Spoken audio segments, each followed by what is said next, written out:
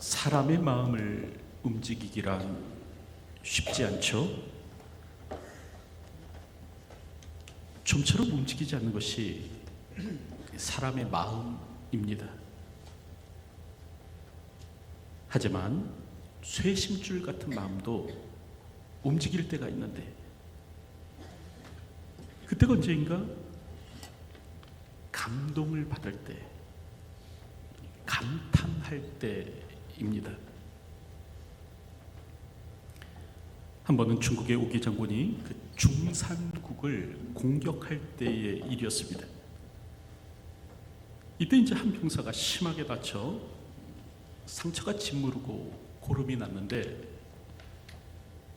오기는 그 병사에게 다가가 고름을 친히 입으로 빨아 주었습니다. 그리고 이제 이런 감동적인 이야기는 마침내 그 병사의 어머니에게까지 전달됐는데, 병사의 어머니는 이 소식을 듣자 대성통곡을 하였습니다. 이에 당황한 사람들이, 장군이 당신의 아들을 그처럼 아끼니 이게 영광스러운 일이 아닙니까? 그런데 이렇게 통곡하는 이유가 무엇입니까? 묻자 병사의 어머니는 오기 장군이 예전에도 그 아이 애비의 고름을 빨아주었습니다. 그 아이의 아버지는 그 은혜를 잊지 못하고 장군을 위해 목숨을 걸고 싸웠습니다. 그리고 죽고 말았죠. 이제 장군이 다시 내 아이의 고름을 빨아줬으니 내 아이 역시 장군을 위해 목숨을 걸고 싸우지 않겠습니까? 그러더라는 거죠. 여러분, 여기서 이제 연저지인, 종기의 고름을 빨아준 은혜라는 말이 생겨났는데, 이처럼 사람은 마음이 감동을 받으면 자기 목숨까지도 돌보지 않고 충성합니다. 여러분, 직원들의 마음을 감동시켜 보십시오. 그러면 최선을 다해서 일할 겁니다. 남편의 마음을 한번 감동시켜 보십시오. 그러면 설거지를 할 것입니다.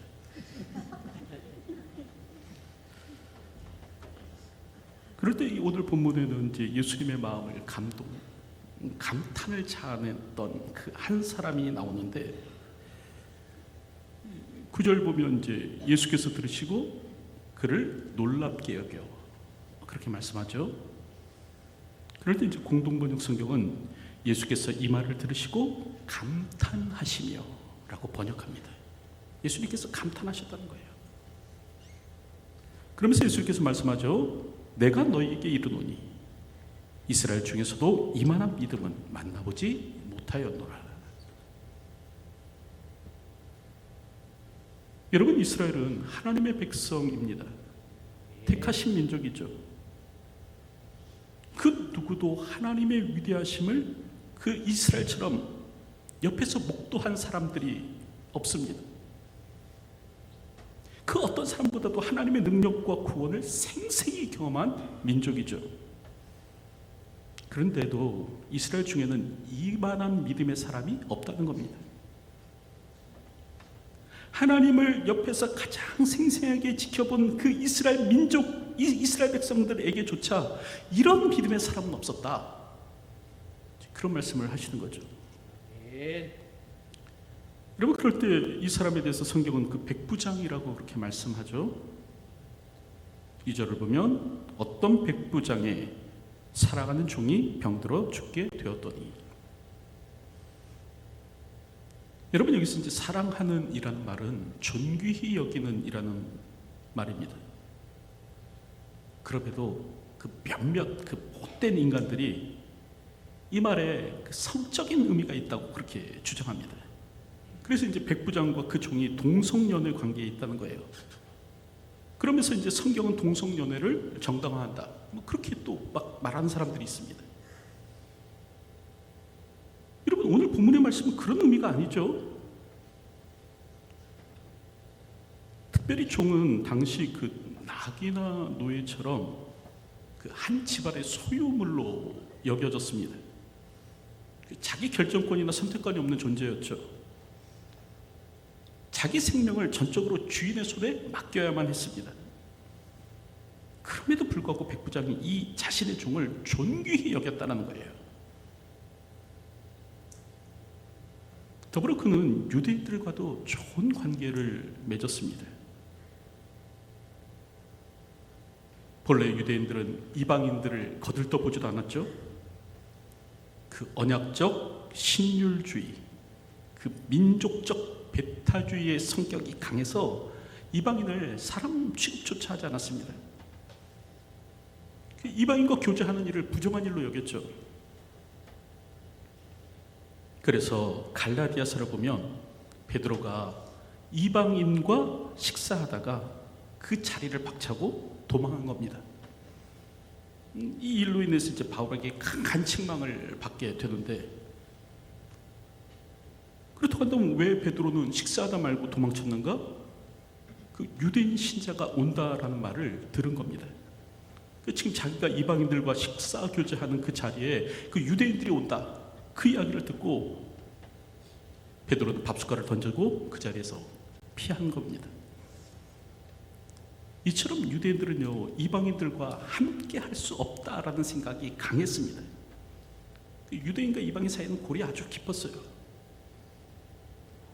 그럼에도 불구하고 오늘 본문을 보면 백부장은 유대인들로부터 신망을 얻고 있죠. 그래서 유대인의 장로들은 백부장을 위해서 예수님께 청탁까지 하는 겁니다. 4절을 보면 이에 그들이 예수께 나와 간절히 구하여 이르되, 그렇게 말씀합니다. 간절히 구했다는 거예요. 형식적 탄원을 한 것이 아니라 예수님 꼭 들어주셔야 됩니다.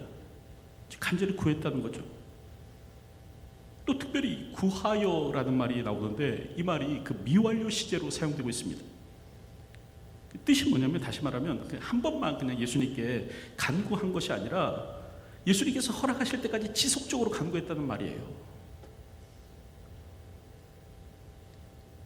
그럴 때 유대인의 장로들이 이같이 한 까닭은 뭐냐면 5절 보면 그가 우리 민족을 사랑하고 또한 우리를 위하여 회당을 지었나이다, 그렇게 말씀합니다. 그러니까 백부장이 유대인들에게 호혜를 베풀었던 것입니다. 우리가 알듯 유대 사회에서 회당은 매우 중요했죠. 이게 종교적 기능만 있는 게 아니라 이 종교적 기능을 넘어서 사회적 기능, 문화적 기능, 또 교육적 기능까지 했습니다. 바벨론에 의해서 예루살렘 성전이 파괴된 이후 이스라엘은 회당 중심으로 모였습니다. 그리고 이제 고된 이방인의 포로 생활을 이 회당을 통해서 풀어갔죠. 신앙적으로만 아니라 또 이 회당에서 자녀들을 교육하고 또 갈등이 있을 때는 사회적 판단도 받으며 또 서로 교제하면서 그렇게 살아갔습니다. 그런데 이런 회당을 백부장이 지어준 거예요.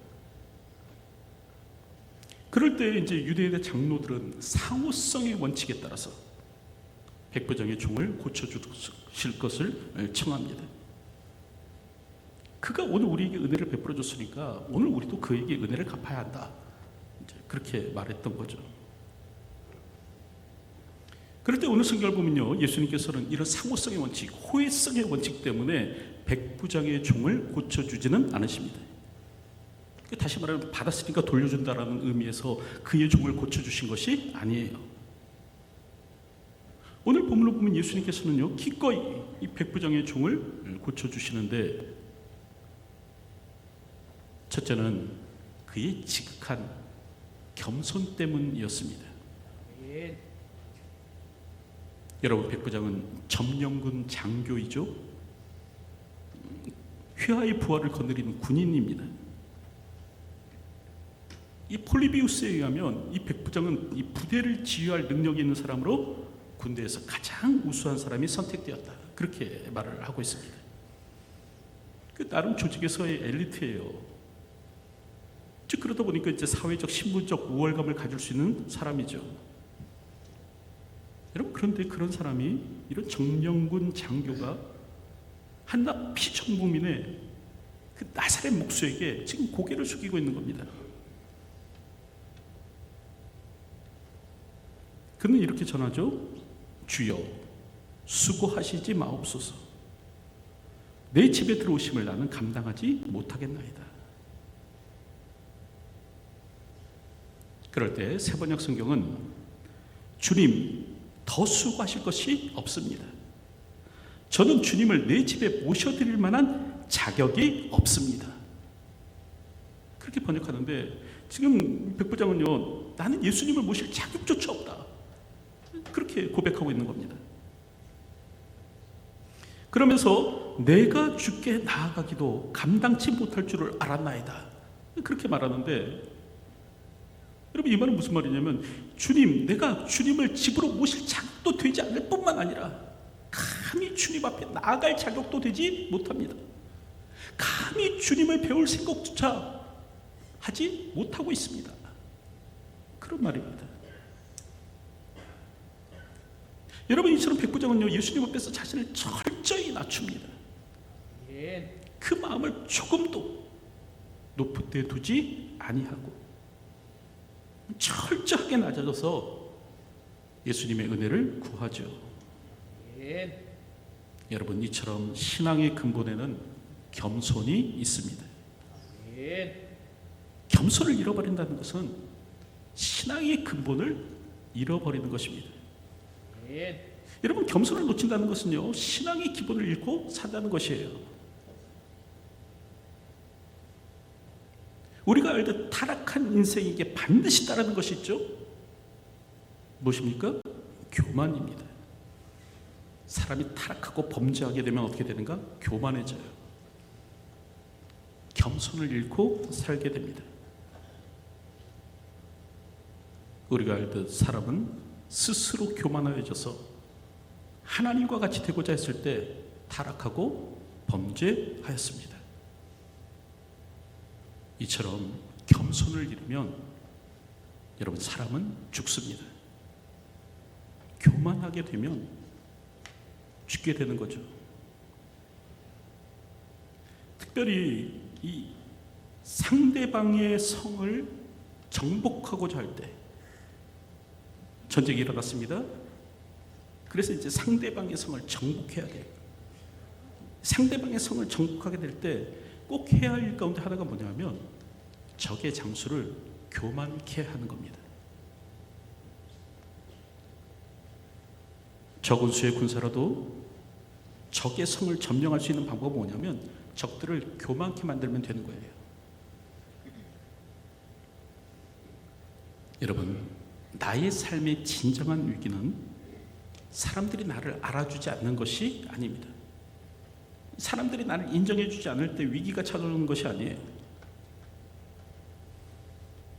나의 삶의 진짜 위기는 사람들이 있는 그대로 나보다 나를 더 잘 알아주는 겁니다. 더 많이 알아주는 거예요. 나를 거룩한 사람으로 알아주고 나를 있는 그대로 나보다 더 훌륭한 사람으로 여겨주는 것, 이게 진짜 위기입니다. 사람들이 나를 과소평가할 때 위기가 아니라 사람들이 나를 과대평가할 때 이게 위기죠. 그럼에도 사람들은 다른 사람들이 나를 더 많이 알아주기를 원하죠. 그러나 은혜 입는 길은 겸손에 있습니다. 하나님께서는 겸손한 자에게 은혜를 베푸십니다.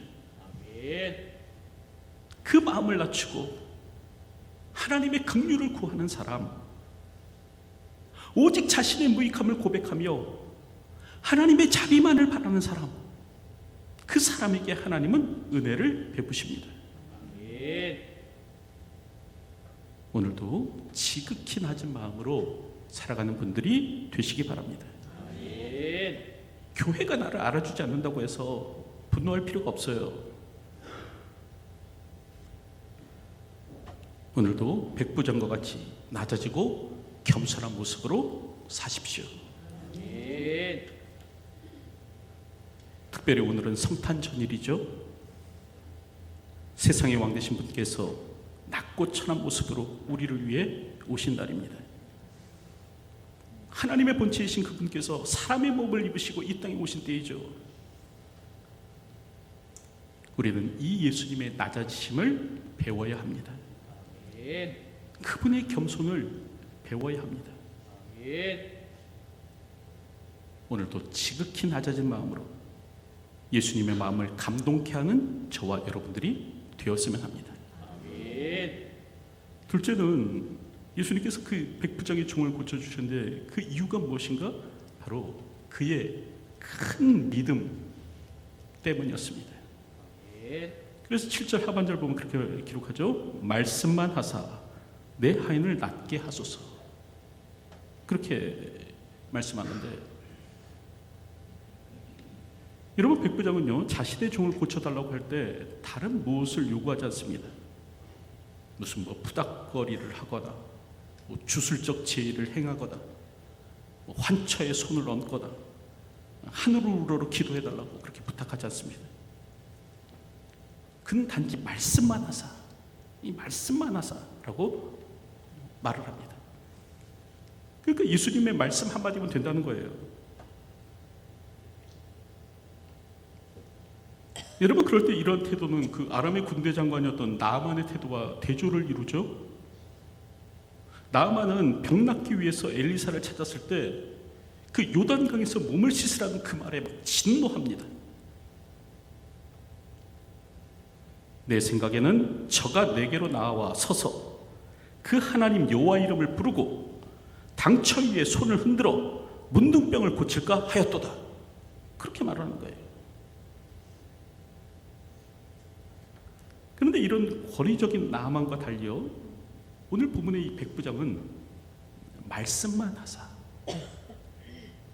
말씀만 하사라고 말을 합니다. 그 다른 것은 아무것도 필요가 없다는 거예요. 그 주님의 권위 있는 말씀 그 한마디면 충분합니다. 그렇게 말하는 것이죠. 그러면서 이제 군대의 명령 체계에 대해서 말을 하죠.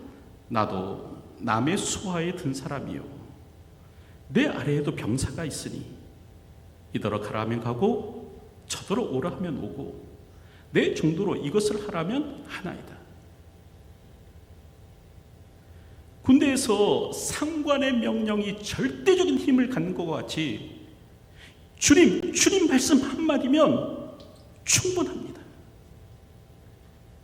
상관이 수하에게 명령하면 즉각 이행되듯 주님 말씀 한마디면 즉각 이루어질 것입니다.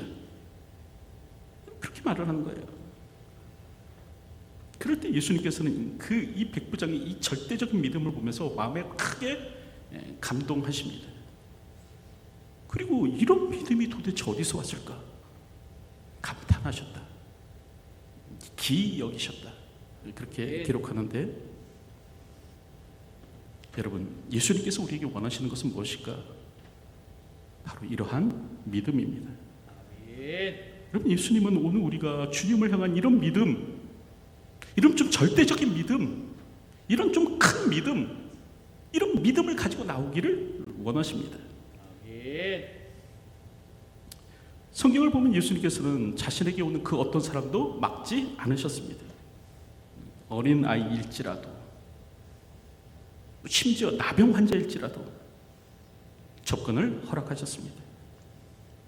그러나 그럴지라도 예수님께서 사람들이 다가올 때 그들을 주목하여 보신 것이 있는데 무엇을 보셨는가? 그들의 믿음을 보셨습니다.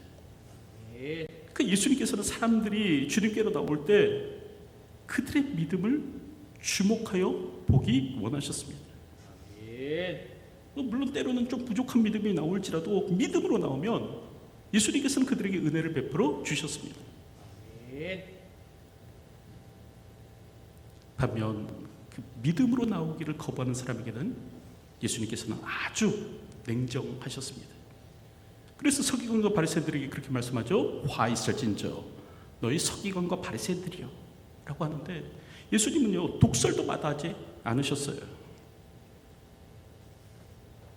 이처럼 예수님께서는 무엇을 우리에게 바라시는가? 우리 인생의 믿음을 바라십니다. 오늘 우리가 믿음을 가지고 주님 앞에 나오기를 원하세요. 아멘. 그분은 하나님의 아들이시며 우리의 구세주이시며 하늘 보좌 버리시고 이 땅에 오신 메시아 되심에 대한 이런 믿음을 가지고 나오기를 원하십니다. 아멘. 주님의 말씀에는 능력이 있으며 세상의 통치자가 되시는 그 주님 말씀 한마디면 인생의 모든 문제가 다 해결함을 받을 수 있다는 그런 믿음, 그 믿음을 가지고 나오기를 원하십니다. 아멘. 여러분, 그렇다고 한다면 오늘 나에게 이런 믿음이 있는지 살펴보았으면 합니다. 오늘도 예수님의 말씀의 능력을 믿으시기 바랍니다. 아멘. 그분께서 우리 인생의 문제를 해결해 주실 하나님의 아들 구세주이심을 믿으십시오. 아멘. 여러분, 그분의 능력을 의심하지 마시고요. 또한 그분의 사랑을 의심치 마시기 바랍니다. 아멘. 그럴 때 어떤 일이 일어나는가? 10절을 보면 그렇게 기록하죠. 보내었던 사람들이 집으로 돌아가 보니 종이 이미 나아 있더라. 문제가 해결된 거예요. 이 백부장이 겸손과 믿음으로 주님 앞에 나올 때 문제가 해결된 거예요. 여러분, 우리에게 있어서 정말 중요한 것은 문제가 아닙니다. 우리 앞에 놓여 있는 문제가 아니에요. 오늘 내게 주님을 감동시킬 만한 믿음, 주님을 감동시킬 만한 겸손함, 이게 내 안에 있느냐? 이게 중요한 겁니다. 오늘도 겸손과 믿음으로 이 땅을 살아가시는 분들이 되시기 바랍니다. 아멘. 이제 말씀을 맺으려고 하는데, 여러분, 신앙생활이란 다른 것이 아니에요. 주님의 마음을 감동시키는 겁니다. 아멘. 누가 신앙생활 잘하는가? 주님의 마음을 감동시키는 자, 이게 진짜 신앙생활 잘하는 사람이죠. 그러기 위해서 무엇이 필요한가? 겸손함이 필요합니다. 아멘. 진짜 위기는 사람들이 나를 알아주지 않는 것, 이게 위기가 아니에요. 진짜 위기는 뭐냐면 실제 나보다 사람들이 막 나를 더 잘 알아주는 거예요. 이게 위기예요. 적을 쉽게 무너뜨리는 방법은 무엇인가? 적을 교만하게 만들면 됩니다. 교만하면 죽게 되죠. 교만하면 망하게 되는 거예요. 반면 겸손하면 하나님의 은혜를 입습니다. 아멘. 겸손하면 살게 되죠. 아멘. 오늘도 겸손함으로 살아가시기 바랍니다. 아멘. 더불어서 주님께서 원하시는 건 뭐냐면 살아있는 믿음이에요. 그러므로 살아 역사하지 않는 믿음이라면 이거 폐기처분 시켜버리시기 바랍니다. 오늘도 말씀의 능력을 믿으십시오. 아멘. 예수님께서 하나님의 아들 그리스도 되심을 믿으십시오. 아멘. 특별히 지금 오늘 내 안에 있는 믿음이, 이 믿음이 죽은 믿음이고 그냥 형식적인 믿음에 불과하다면 여러분 과감하게 도려내야 합니다. 그리고 주님 앞에 기도해야 되죠. 나의 믿음 없음을 도와주소서. 오늘도 주어진 삶을 살아갈 때 겸손과 믿음으로 주님의 마음을 감동시키며 이 땅을 살아가는 저와 여러분들이 되시기를 주님의 이름으로 축원드립니다. 아멘. 기도하겠습니다. 오늘도 주님의 마음에 감동이 되는 저희가 되기를 소원합니다. 아멘. 주님을 감동시킬 수 있는 저희가 되게 하여 주시옵소서. 아멘. 더욱 겸손함으로 살아가는 저희가 되게 하여 주시고 더욱 낮아져서 하나님의 은혜만을 구하는 삶이 되게 하여 주시옵소서. 아멘. 우리의 마음을 높은 곳에 두지 않게 하여 주시고 오늘도 낮아진 마음으로 겸손하게 하나님의 은혜만을 구함으로 이 땅을 살아가는 저희의 삶이 되게 하여 주시옵소서. 아멘. 더불어 믿음으로 사는 저희가 되기를 소원합니다. 하나님께서 기뻐하실 만한 살아있는 믿음, 역사하는 믿음으로 이 땅을 살아가는 저희가 되게 하여 주시옵소서. 아멘. 오늘도 주님 앞에 나올 때 큰 믿음으로 이 주님 앞에 나올 수 있는 저희의 삶이 될 수 있도록 인도하여 주시옵소서. 아멘. 예수님의 이름으로 기도하옵나이다. 아멘.